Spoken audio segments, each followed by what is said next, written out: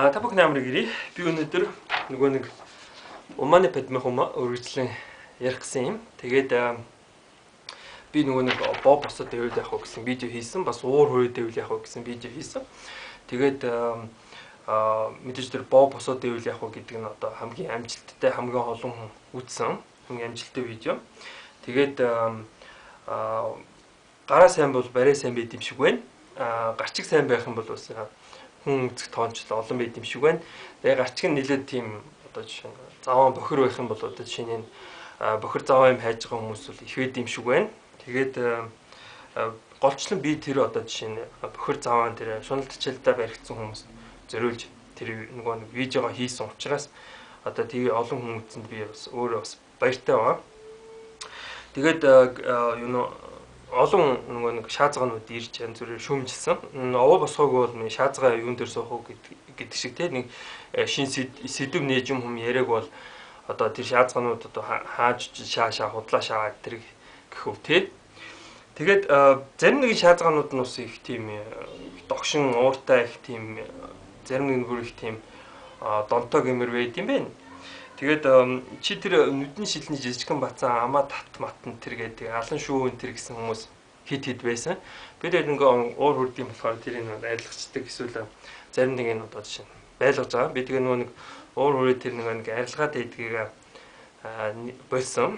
Яагад гэвэл одоо жишээ энэ хүн миний тухай ингэж хэлсэн шүү дээ тэр гэж одоо жишээ нь хадгалж явах нь зүйтэй юм а гэж би бодсон. Тэгээ би нүдний шилний газар ажиллаулдаг. Би нөгөө одоо нэг найз охинтой болоо тэгээ найз охин маань жирэмсэн гэдгийг дуулаад би тэгээд ажилтай болохоор шийдсэн. Тэгээд би ерөнхийдөө бараг 7 жил нүдний шилний газар ажиллаж байгаа. Нэлээд доктортой ажиллаж байгаа. Тэгээд би нэг одоо мөнгө олох болгондоо боддог байхгүй юу? Одоо 100 миний олсон 100 төгрөг болгоны цаана хүн байгаа тийм. Тэгээд Монгол орон их олон хүн амтай бол би бас их л мөнгө олох байх ч гэдэг юм тий. Тэгээд одоо Монгол улс хүн ам ихтэй бол нийлээд хөгжих байхаа гэж боддог байхгүй. Тэгээд би бас шашин машин тэр нь дуртай. Сонирхдаг.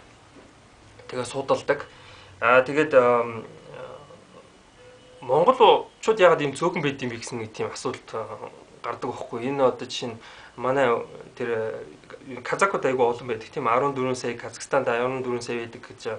Гэтэл чинь тэр хуучин 10 хэддүгээр 100 муунд болохоор мэдээж цөөхөн байсан. Тэгээд ягаад бидний ийм цөөхөн одоо л үржидгийн хിവэр байгаад байт юм бэ гэсэн тийм асуудал гардаг байхгүй. Тэгээд би энэ байгаль орчинтой холбоотой юм уу эсвэл тийм амар тийм хүн нөхцөл бидний амьдрэх юм болов энэ тэр гэвэл үгүй юм шиг байна. Тэгээд одоо чинь хоол идэх ундахын янз бүрийн байна өгөхөд байна. Гэтэл чинь энэ үржидгүү нь болохоор тэр одоо чинь мэдээж шарын шашин ч юм уу энэ буддын шашин орж ирсэнтэй холбоотой гэж би хувьдаа үзсэн. Тэгээд энэ Уманы Падмахум болохоор тэр Монголын одоо тэр ханийн тэнгэр буюу тэр Эрлэг номон хааны эхнэр хатныг одоо жишээ хатны эсрэг ашиглагддаг ийм тарин болохыг олж мэдсэн. Тэгээд энэ талаар би өнөөдөр ярих гэсэн юм аа. Би энэ интернетэд байгаа тэр одоо нөгөө одоо тэр карма төвдөн тэрнлээ гэдэг тийм хүний одоо Уманы Падмахумын тайлбарыг одоо уншиж өгсөн юм. Тэгээд энэ карма төвдөн тэрнлээ гэдэг хүн нь болохоор хэлж яана л да. Уманы Падмахум нь болохоор дахин төрхийг зогсоодог юм аа гэж байгаа. Дахин төрхийг зогсоодог.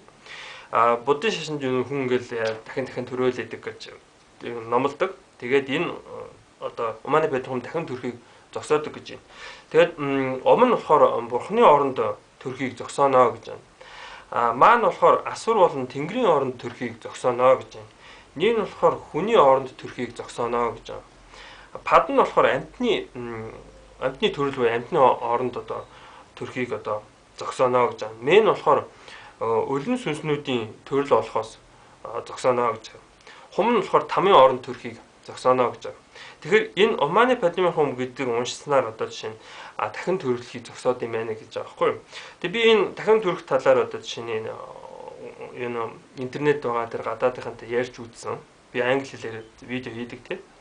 Тэгсэн чинь тэд нэр болохоор одоо жишээ нь үгүй энэ ч бас юм зөв санаа шүү дээ. Яагаад гэвэл нэг энэ бурхны шашинч бол амьдрал бол одоо жишээ нь зовлон тэгээд хүн ингээл дахин төрөөд ийн гэдэг чинь дахин зовоолгаа тэгэл тэгж ойлгохгүй явж байгаа гинт одоо гээр ойлгоол тэгэл одоо жишээ нь бурхны шашинд ороод тэгэл дахин төрөхийнхаа эсрэг юм хийдэг юм гинэ.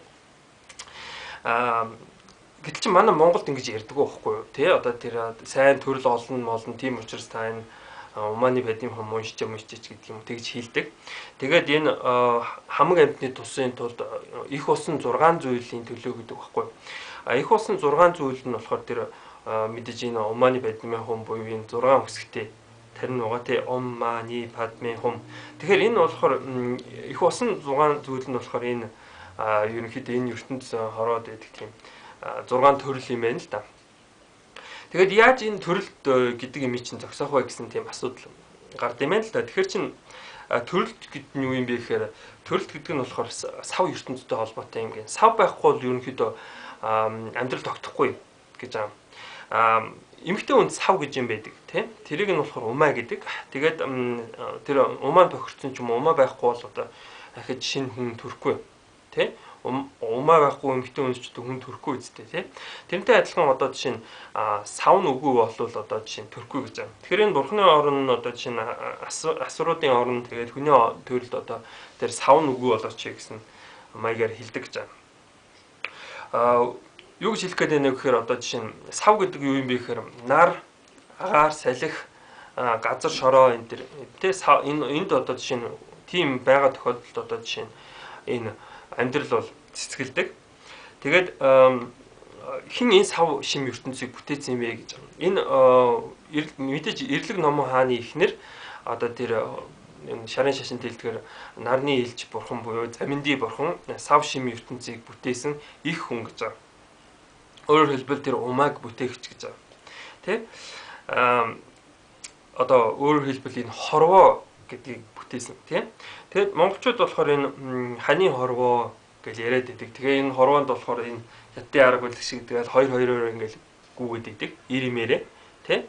Тэгээд энэ хорвоо дээр мэндэлсэн бол та одоо жишээ нь тэр хан нийжлээ олох ёстой гэж байна. Тэгээд та энд хорвоо дээр мэдлээд одоо жишээ нь боовчин босоодох юм бол тэр хан нийжлээ олох хугацаа чинь ойрцсон байна гэж үзэх ёстой.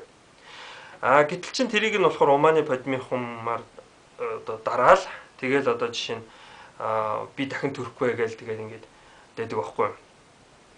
Тэгээд би тэр нөгөө нэг энэ Умааны Падмын хум нь болохоор тэр одоо Монгол улсын тусгаар тогтнолыг биелэгдсэн Жанарсаг бурхны зүрхэн тарина гэж хэлээд байгаа. Тэгээд тэр нь ч одоо үнэн л дээ. Тэгээд тусгаар тогтно гэдэг энэ юу гэсэн үг юм бэ гэсэн асуулт гардаг. Тусгаар тогтно гэдэг нь болохоор одоо жишээ нь эцэг эхээсээ тусдаа амьдрахыг ерөнхийдөө хийлнэ.